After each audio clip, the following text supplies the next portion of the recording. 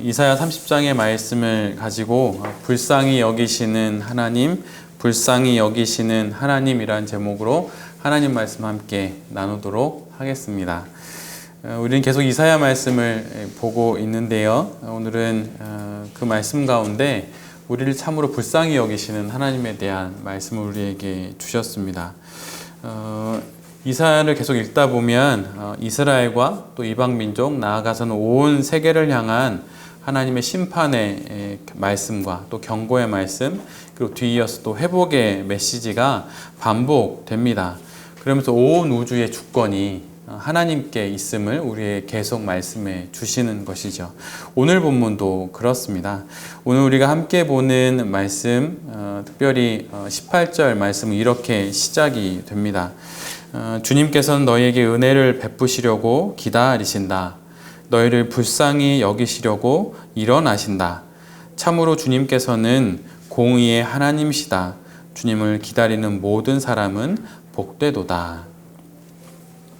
하나님께서, 야훼께서 은혜 베푸실 날을 기다리고 또 이스라엘 백성들을 돕기 위해 일어나신다고 하는 것이죠. 기다리고 일어난다라는 이 두 개의 동사를 통해서 이스라엘 백성을 향한 당신의 마음을 우리에게 드러내 보이십니다. 기다리시고 그리고 때가 되면 일어나시는 그 하나님, 그 야훼 하나님의 이 두 행위는 그분의 공의로우신 본성의 근거에서 나오는 그분의 마음속에 있는 그분의 본성, 즉 그분의 성품의 근거에서 나오는 야훼스러움, 즉 자연스러운 그분의 행하심입니다. 이 공의 하나님을 기다리는 자가 바로 복이 있다고 하는 것이죠. 때가 하나님에 있다고 하는 것, 그리고 일의 실행이 하나님에게 있다고 하는 것입니다. 매일 말씀을 묵상하고 우리 교회 홈페이지에 이렇게 정리되어서 글을 올려주시고 계신데요. 저도 오늘의 이 말씀을 묵상하고 또 그 전에 바로 이 말씀의 바로 전날의 말씀 묵상하면서 기다림이라고 하는 것이 성도에게 있어서 힘이 되고 또 그것이 믿음이라고 하는 것들을 특별히 이사야 30장을 묵상하면서 더더욱 많이 느끼게 됩니다. 우리가 함께 보진 않았지만 주중에 묵상했던 개역개정 성경에서는 하나님께서 긍휼히 여기시려 일어나신다고 표현이 되어 있어요. 그리고 세번역 성경에서는 불쌍히 여기시려고 일어나신다고 기록되어 있습니다. 그분의 일어나심은 그냥 일어나심이 아니라 우리를 불쌍히 여기시고 또 우리에게 긍휼을 베푸시기 위해서 일어나시는 겁니다. 그리고 영어로 번역되어 있는 성경은 좀 더 구체적으로 하나님의 일어나심의 목적을 기록하고 있는데 그것을 우리말로 번역하면 자비를 우리에게 보이시기 위해서 일어나신다고 하는 거예요. 하나님께서 우리 앞에 심판을 행하시기 위해서 일어나시는 것이 아니라 우리를 불쌍히 여기셔서 우리에게 자비를 보이시기 위해서 일어나신다고 하는 것이죠. 이것이 하나님의 일어나심의 목적입니다. 이것이 그분의 지향이고 이것이 그분의 우리를 향한 뜻이라고 하는 것이죠.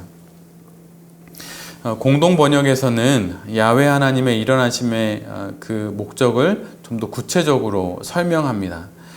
불쌍하게 여기시어 도우러 일어나신다. 불쌍히 여기시어 일어나시는데 불쌍히 여기기 때문에 그냥 일어나는 것으로 끝나는 것이 아니라 우리를 돕기 위해서 일어나신다고 하는 거예요.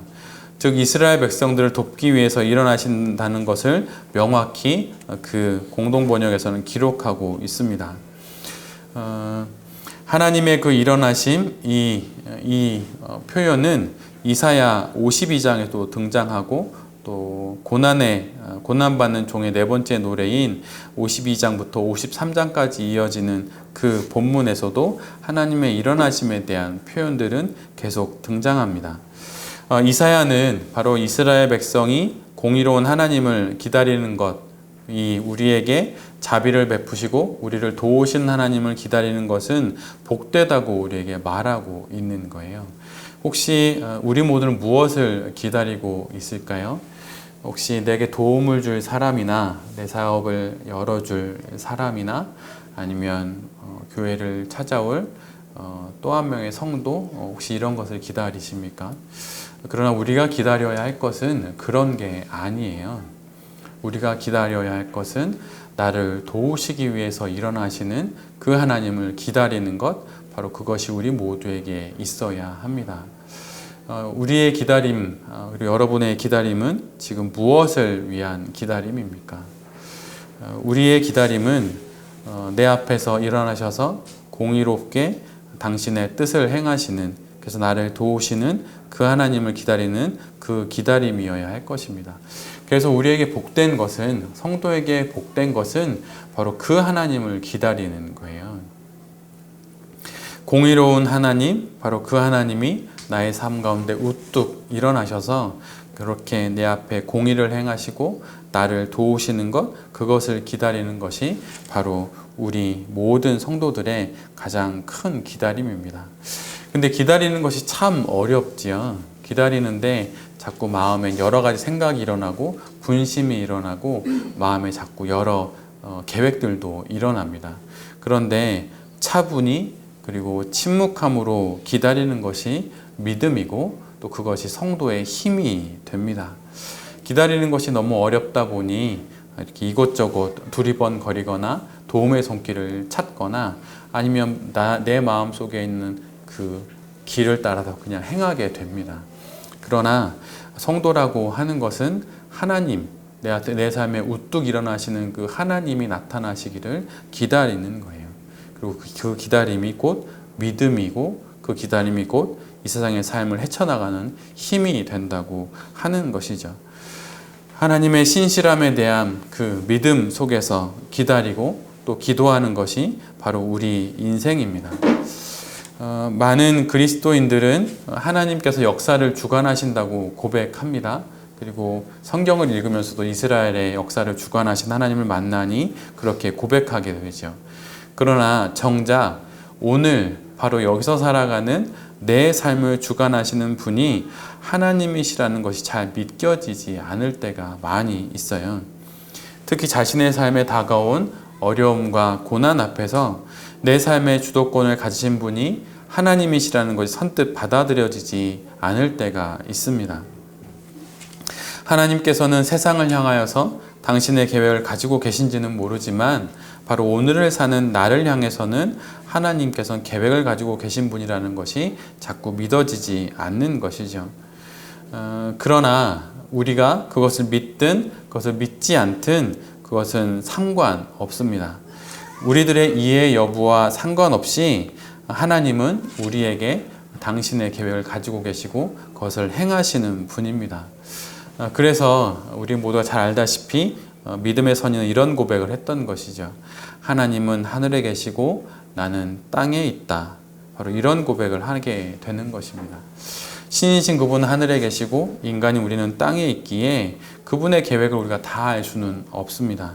그러나 보이지 않는 그 계획을 믿고 보이지 않는 그 하나님의 그 말씀을 들어가면서 이 세상의 삶을 살아가는 것이 바로 성도의 삶, 바로 하나님을 기다리는 삶인 것이죠.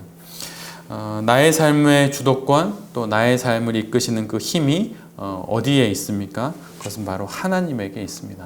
나의 삶에 개입하셔서 나의 삶을 바꾸시는 분이 바로 하나님이시라고 하는 것이죠.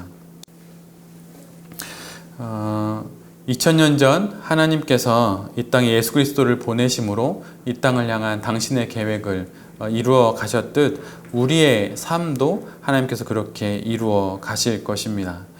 그런데 생각해 보면 2000년 전에 하나님의 자신의 삶에 대한 개입을 그 당시 이스라엘 백성들은 못마땅해 했어요. 왜냐하면 자신들이 원했던 그런 방식이 아니었기 때문입니다. 왕으로 오기를 원했고 그 다음에 이 식민 통치를 해결해주는 그런 정치가로 그런 힘 있는 장군으로 오기를 원했죠. 그런데 하나님이 그런 모습으로 이 땅에 오시지 않았습니다. 못마땅했던 것이죠. 하나님의 개입의 방식이 그들의 눈에는 눈에 차지 않았던 거예요. 눈에 차지 않는 것을 넘어서서 눈에 가시처럼 느껴졌습니다. 그래서 결국은 예수님은 십자가에 못 박게 되는 것이죠. 여러분은 어떠신가요? 여러분 삶에 개입하시는 하나님의 방식을 혹시 여러분이 정해놓고 계신 건 아니신가요? 이렇게 개입하셔야 하나님의 개입이라고, 나의 삶에 우뚝 서서 나타나시는 하나님이라고 혹시 정해놓고 계시진 않으십니까? 그런데 하나님의 생각은 우리와 다르고 하나님의 방식은 우리와 다릅니다. 하나님께서는 당신이 세상을 주관하는 자임을 유대 민족의 역사 속에서 이사야를 통해서 계속 말씀하고 계시죠. 그리고 우리에게도 계속 들려주십니다. 그리고 여러 선지자, 특별히 예레미야를 통해서도 말씀하시죠. 예레미야는 그의 글인 예레미야 29장 11절에 이렇게 말을 합니다. 너희를 향한 나의 생각을 내가 아나니 평안이요 재앙이 아니니라. 너희에게 미래와 희망을 주는 것이니라. 하나님께서 우리에게 생각을 가지고 계신데 그 생각은 평안이라고 하십니다. 그리고 미래와 희망이라고 하세요. 이것이 우리를 불쌍히 여기신 하나님의 궁극적인 그분의 목표입니다. 하나님의 생각은 오직 하나님만이 아시죠. 그것은 재앙이 아니고 평안입니다. 그리고 그 평안함과 함께 우리에게 미래와 또 희망을 열어주시는 것이 바로 하나님의 뜻입니다. 이사야서를 계속 우리가 묵상하면서 나라를 완전히 빼앗긴 유대민족, 또 바벨론의 포로로 끌려가기도 하고, 또 역사의 격변기에 언제 죽임을 당할지 모르는 그런 포로로서의 삶을 살아야 했던 유대민족을 하나님께서는 당신의 계획에 따라 다시 예루살렘으로 불러 모으십니다. 그리고 이들을 역사 속에 다시 등장시키시는 분이 바로 하나님이시라고 하는 것이죠. 2000년 전 그리고 2600년 전 무너진 유다 민족의 삶에 개입하셨던 그 하나님이 지금도 우리의 삶에 동일하게 개입하고 계십니다. 나의 태어나심과 나의 죽음, 그리고 나의 생과 나의 사, 그리고 나의 삶의 모든 과정에 하나님께서 개입하셔서 우리의 삶을 이끄시고 우리를 주관하신다고 하는 것이죠. 그러기에 이런 하나님을 기다리는 것이 어찌 복이 아닐 수 있겠습니까?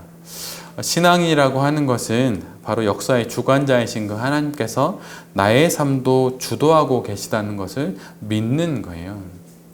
아이들을 키우며 아니면 육신의 연약함을 경험하며 또는 삶의 여러 가지 난관들을 만나면서 이 삶조차도 하나님이 주관하고 계시다고 하는 것을 믿는 사람이 바로 성도입니다. 그리고 그런 믿음으로 살다 보면 당연히 간증이 생겨요. 우리가 함께 묵상하고 있는 큐티책에 수많은 간증이 나오죠. 그런데 내 삶에 등장하시는 그 하나님, 내 삶을 개입하셔서 나를 불쌍히 여기시는 그 하나님을 바라보며 살다 보면 반드시 간증이 생깁니다. 그리고 그 간증을 나누면서 또 그 간증을 품으면서 더 깊은 신앙으로 주 앞에 살아갈 수 있게 되는 것이죠. 그래서 오늘 본문 18절에 그렇게 이야기하는 거예요. 나를 불쌍히 여기시는 하나님이라고 이야기하는 것이죠. 나를 불쌍히 여기시는 하나님을 경험하는 그 삶의 간증들이 우리 모두에게 있기를 빕니다. 이 세상 어떤 사람이 우리를 불쌍히 여긴들 무엇하겠어요? 하나님이 나를 불쌍히 여기시는 것, 그것으로 충분합니다. 그 다음에 이사야는 19절부터 22절까지 하나님께서 예루살렘에 거주하는 시온의 백성들을 불쌍히 여겨서 그들의 기도를 들으시고 또 속히 이루실 것을 말씀하십니다. 어찌 우리를 불쌍히 여기신 하나님이 우리의 기도를 듣지 않으시겠습니까? 그리고 그 기도에 어찌 응답하지 않으시겠어요? 비록 예전에는 이스라엘 백성들에게 겨우 하루하루를 연명할 빵과 가까스로 목을 축일 정도의 물밖에 주지 않으셨지만 이제는 야훼께서 직접 이스라엘 백성들의 스승이 되어서 다시는 그들을 외면하지 않을 것이라고 말씀하십니다. 그리고 그 야훼 하나님은 저 멀리 하늘에서가 아니라 이제는 그들 곁에서 그들의 스승이 되어서 항상 그들의 두 눈 앞에 있을 것이라고 말씀하십니다. 이것이 바로 임마누엘의 하나님인 거죠. 그리고 그들의 두 귀로는 하나님의 음성을 듣게 될 것이라고 말합니다.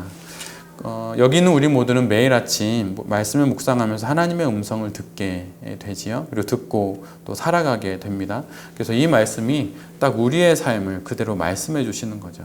매일 아침 우리의 두 귀에 하나님의 음성을 들려주시면서 이렇게 살아갈 길을 열어가도록 그렇게 주님께서 우리에게 함께 해 주시는 것입니다. 그런데 공동 번역으로 읽어보면 우리의 삶 가운데 하나님이 얼마나 가까이 하시는지 더 이렇게 실감할 수 있어요. 공동 번역은 21절을 이렇게 기록하고 있습니다. 공동 번역의 말씀입니다. 그가 뒤에서 너희 귀에 속삭여 주시리라. 이런 거죠. 어린이 예배 때 우리는 아이들이 돌아가면서 예배를 위해서 기도합니다. 시우리, 민율이, 또 예은이, 주은이가 기도하는데 시우리, 예은이, 또 민율이는 한글을 알아요. 그래서 이제 큐티책에 있는 글을 본인이 읽거나 또 기도문을 써서 기도를 합니다. 근데 우리 주은이는 아직 한글을 잘 몰라요. 그래서 이제 기도하는 게 좀 짧을 수 있잖아요. 근데 그럴 때면 주은이의 엄마와 아빠가 주은이의 귀에 대고 이렇게 기도문을 한 줄씩 읽어주세요. 귀에 대고 속삭여 주는 것이죠. 그러면 주은이가 이렇게 따라 합니다. 근데 그게 너무 은혜가 돼요. 그리고 너무 귀여워요. 근데 오늘 본문이 딱 그런 거죠. 하나님께서 우리의 귀에 대고 속삭여 주시는 거예요. 주은이 귀에 대고 엄마 아빠가 기도문을 이렇게 한 소절씩 읽어줄 때 주은이가 그걸 따라하듯이 그렇게 주님께서 우리의 귀에 대고 속삭여 주신다는 거예요. 이와 같이 마치 길을 안내해 주는 가이드처럼 주님께서 우리의 삶에 함께 하신다는 것입니다. 아이들에게 자전거를 가르치다 보면 자전거 뒷부분을 이렇게 아빠나 엄마가 잡고 아이들이 자전거를 타게 되죠. 그렇게 자전거 뒤를 잡아주는 엄마와 아빠처럼 그렇게 우리의 뒤에 계셔 주시겠다는 것입니다. 조심스레 첫걸음을 내딛는 제자들의 등 뒤에서 제자의 마음에 혹시 행여 놀라지는 않을지, 또 그의 가르침에 제자들이 너무 의기소침해지지는 않을지 조심스러운 마음으로 그의 걸음을 살펴가며 조언해주는 스승처럼 그렇게 곁에서 이스라엘 백성들을 이끌어 주시겠다고 하나님께서 약속해 주시는 거예요. 우리를 불쌍히 여기시는 하나님이 저 위에서만 우리를 불쌍히 여기시면 우리에겐 큰 도움이 안 될 수 있습니다. 하나님이 우리 바로 뒤에서 우리에게 말씀해 주시고 우리의 뒤를 붙잡아 주셔서 우리의 길을 걸어가게 해주신다는 거예요. 제가 이 말씀을 이렇게 묵상하면서 떠올랐던 찬송이 있어요. 예전에 교회 기도회 때 그렇게 많이 불렀던 찬양이죠. 특히 권사님들, 집사님들이 많이 불렀던 찬양인데 나의 등 뒤에서라는 찬양이에요. 이 찬양의 가사를 제가 잠시 읽어드릴게요. 1절이 이렇게 됩니다. 나의 등 뒤에서 나를 도우시는 주님, 나의 인생길에서 지치고 고나여 매일처럼 주저앉고 싶을 때 나를 밀어주시네. 일어나 걸어라 내가 새 힘을 주리니 일어나 너 걸어라 내가 너를 도우리. 이 찬양을 부를 때면 그렇게 권사님들이 그렇게 박수를 그렇게 크게 치시고 그렇게 눈물을 흘리시면서 또 눈물 흘리시는데 사실은 눈물을 흘리시는데 이렇게 되게 힘이 있어 보였어요. 마치 미래와 희망을 가지신 분처럼 그렇게 박수를 치면서 눈물 흘리면서 이 찬양을 그렇게 뜨겁게 부르시더라고요. 근데 어린 제가 그 교회에서 이 찬양을 부르시는 권사님들과 또 여러 어르신들을 보면서 다른 가사보다도 이 첫 부분이 그렇게 가슴에 와 닿았어요. 나의 등 뒤에서 나를 도우시는 분, 찬양이죠. 그런데 오늘 이사야의 말씀 가운데 주님께서 이렇게 말씀하시는 거예요. 그게 넌 찬양으로만 불렀냐? 실제로 내가 그렇게 너의 등 뒤에서 너를 돕고 있다고 하는 거예요. 길이 막막하고 어려울 때 여러분 어떤 이야기를 듣기를 원하시고 누구의 이야기에 이렇게 귀를 기울이시나요? 목회의 길이 막막하거나 아니면 삶의 길이 막막하거나 그럴 때 누군가에게 전화하고 또 누군가에게 도움의 말을 하기보다는 바로 나의 등 뒤에서 나를 도우시는 그분의 음성에 귀를 기울여야 합니다. 그럴 때 그 내 등 뒤에서 여전히 나를 기다리시고 나에게 속삭여 주시는 주의 음성을 마침내 듣게 될 것입니다. 그것이 바로 믿음이죠. 우리의 삶이 좌로 또는 우로 치우쳐질 때가 있습니다. 그리고 사실은 그런 일을 많이 경험하죠. 저도 경험합니다. 우리 모두는 사람이니까 그런 일들을 경험하게 되죠. 그런데 바로 그렇기 때문에 바른 길로 인도해 주시는 바로 내 등 뒤에 계시는 그 하나님이 우리 모두에게는 필요합니다.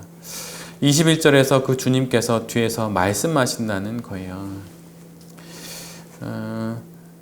너희가 오른쪽이나 왼쪽으로 치우치려 하면 너의 뒤에서 이것이 바른 길이니 이 길로 가거라, 이렇게 말씀해 주신다고 하는 거죠. 여러분, 이거 하나면 살아갈 수 있지 않겠습니까? 인생은 선택의 연속이고 그 선택을 통해서 우리는 삶의 결론으로 오늘을 살고 또 결론이 이어져서 또 내일을 살고 또 모레를 삽니다. 왼쪽으로 가야 할지 오른쪽으로 가야 할지, 이쪽이 맞는 길인지 저쪽이 맞는 길인지 우리 모두는 혼란스럽죠.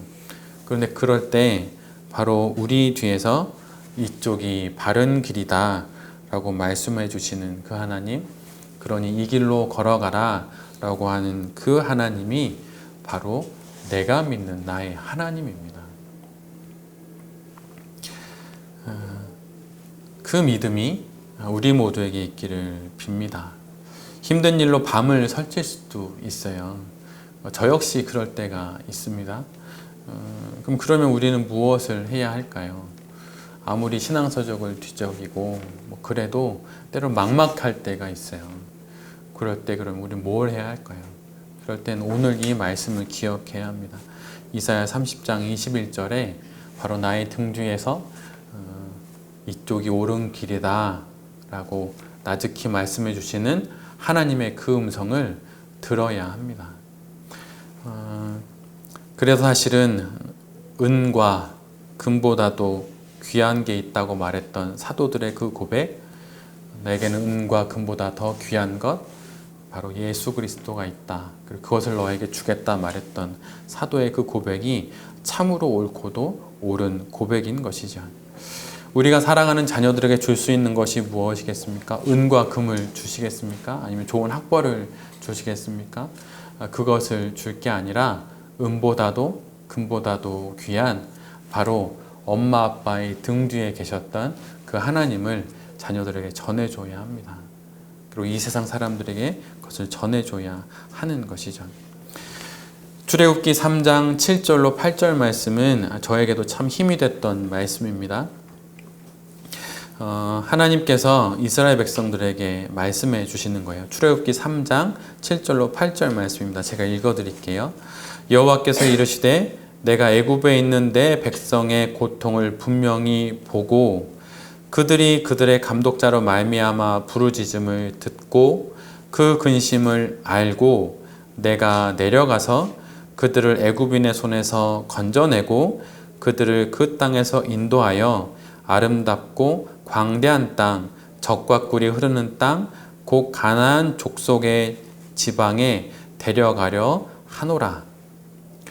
이 말씀은 소위 하나님의 7가지 구원 행위라고 불리는 말씀이에요. 제가 거기에 나왔던 그 하나님의 행위를 말하는 7가지 동사를 다시 한번 읽어 드릴게요. 여호와께서 주님의 백성의 고통을 분명히 보고 부르짖음을 듣고 그 근심을 알고 내려가서 건져내고 그 땅에서 인도하여 아름답고 광대한 땅, 젖과 꿀이 흐르는 땅으로 데려가신다. 이렇게 말씀하시는 것입니다. 내가 보았고 내가 들었고 내가 알았으며 그래서 내가 내려왔고 건져내어서 인도하여 마침내 데려가신다는 것입니다. 나의 등 뒤에 계셔서 나를 불쌍히 여기시는 그 주님께서 우리에게도 동일한 시선으로 우리를 보고 계시고 우리에게 행하십니다. 우리를 보시고 들으시고 알고 내려오셔서 건져내시고 인도하여서 젖과 꿀이 흐르는 땅으로 마침내 우리를 데려가신다고 하는 것이죠. 출애굽이 그러하였듯 출 바벨론이 또 그러하였듯 우리의 삶 역시 주님이 주도하십니다.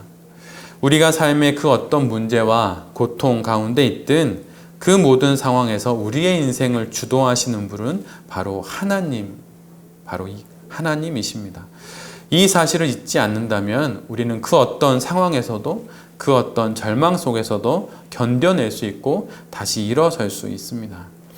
그리고 이 믿음으로 살았던 사람에게는 반드시 간증이 또 있어요. 그리고 그 간증을 말하게 됩니다. 나의 이 끝없는 이 삶의 어려움과 또 그 어려움 속에서 오는 무기력함들, 또 많은 설교를 듣고 또 교회를 다녀도 변하지 않는 나의 영적인 정체 현상 속에서 우리가 벗어날 수 있는 방법은 바로 내 삶 가운데 이 일을 행하시는 하나님을 바라보는 거예요. 그럴 때 그 하나님께 간구하고 하나님께서 보여주시는 길로 한 걸음씩 내디딜 때 마침내 우리의 삶에 다가온 많은 문제들을 헤쳐나가며 우리는 성도답게 살 것입니다. 우리가 맡고 있는 많은 문제들, 가족의 문제들, 또 가족 구원의 문제, 자녀의 문제, 경제의 문제나 사업적인 문제, 또 이 많은 것들을 가지고 주님 앞에 나아가 기도해야 합니다. 그리고 그 모든 것을 주님께 맡겨야 합니다. 그것을 통해서 우리의 삶의 주도권을 가지고 계신 그분이 바로 내 삶 가운데 일하시는 그것들을 우리가 보게 되고 그것을 고백하게 됩니다. 오늘 본문의 마지막 구절인 23절부터 26절은 하나님께서 이스라엘 백성의 삶을 넘어 이제는 그들의 생업들에 복을 주실 것을 말씀하고 계세요. 이스라엘 백성의 순종을 통하여 백성들, 그들 자신뿐만 아니라 그들에게 속한 것, 그들의 영향력이 미치는 곳에 하나님께서 축복을 더해 주시겠다는 것입니다. 하나님께서 자기 백성, 즉 자신의 품 안에 있는 그 백성들을 이끌어 주시면서 또 그 백성들이 살아갈 삶의 터전까지도 새롭게 하시겠다고 하는 거예요. 그런데 이것이 어떻게 등장하냐면 상처를 싸매어 주시고 매맞아 생긴 그들의 상처를 고쳐주신다는 말로 오늘 본문에 등장합니다. 맞았던 자리가 우리 모두에겐 있을 것입니다. 상처가 있을 것입니다. 근데 하나님께서 말씀하시는 거예요. 내가 이제는 그 상처를 싸매주고 매맞아 생긴 그 상처를 고쳐주시겠다고 하는 것입니다. 예수 그리스도께서 영광의 면류관을 가지고 하나님께 나아가지 아니하시고 십자가의 상처, 하나님을 위하여 맞은 상처를 가지고 나아갔음을 우리 모두는 기억해야 합니다. 그럴 때 하나님께서 그 상처를 부활로까지 이어가게 하셨던 거예요. 그래서 내가 하나님 앞에 누렸던 많은 영광을 가지고 하나님께 나아가는 것보다 오히려 상처, 십자가의 상처, 하나님께 맞은 자리를 가지고 주님께 나아갈 때 하나님께서 우리를 그것을 부활로까지 바꿔주시게 되는 것이죠. 혹시 여러분에게 아직도 해결되지 않는 상처와 또 기억들이 혹시 계십니까? 그런 맞은 자리가 있으신가요? 그렇다면 오늘 주님께서 주시는 이 말씀을 꼭 붙잡으시길 바랍니다. 그 맞은 자리를 하나님께서 싸매어 주시고 그 매맞아 생긴 상처를 고쳐 주시겠다고 말씀하세요. 그리고 마침내 하나님께서 그 모든 것을 고쳐 주셔서 그 고쳐 주시는 그 모든 것이 회복된 날을 우리에게 맞게 해주시는데 그 회복의 날을 어떻게 표현하시냐면 달이 해처럼 되고 해가 일곱 배나 밝아지게 된다고 하는 거예요. 얼마나 밝겠습니까? 저는 가끔 아주 어두운 이렇게 밤에 보름달이 뜰 때면 사실은 북한 아이들이 생각이 나요. 북한 중에 이렇게 우리 모든 나라 그렇지만 이 변방, 이 국경지대에 있는 그 마을들은 대부분 잘 못 살잖아요. 지원, 국가로부터, 중앙으로부터 지원도 별로 없고. 그런데 제가 가르쳤던 제자들 중에 그런 지역에서 온 아이들이 있었어요. 근데 온성이라고 하는 곳 또는 샛별이라고 하는 곳인데 우리나라 지도 중에 가장 거의 꼭대기에 있어요. 국경지대에 있거든요. 근데 거기에 있는 아이들이 그 집에 땔감이 없어서 이렇게 산을 넘어서 산 한 두세 개는 그냥 쉽게 넘어서 이렇게 장작들을 모아서 집으로 돌아오는데 그렇게 깜깜했대요. 근데 제가 가끔 집에 가는 길에 이렇게 보름달을 보고 차를 운전하고 갈 때면 저희 집이 이제 약간 거리가 있는 남양주에 있다 보니까 이렇게 산들을 좀 지나가거든요. 그럴 때면 그때 그 아이들의 이야기가 떠올라요. 그때 그 아이들은 어떤 그 빛을 보면서 이렇게 걸어갔을까? 너무 칠흑같이 어둡잖아요. 근데 그때 저기 동그랗게 떠 있는 보름달이 제가 가르쳤던 아이들에게는 이렇게 그 마치 후레쉬처럼 그렇게 비춰져서 저 달빛 때문에 겨우겨우 집에 갔겠구나 그런 생각을 하게 됩니다. 그런데 우리의 상처가 회복되는 날이 하나님이 뭐라고 말씀하시냐면 그 달이 해가 되고 대낮에 떠 있는 그 해가 7배나 밝아질 것처럼 된다고 하는 거예요. 그러니까 상처가 더 이상 상처가 되지 않는다는 거죠. 맞은 자리가 더 이상 나를 자꾸 힘들게 하는 것이 되지 않는다고 하는 것입니다.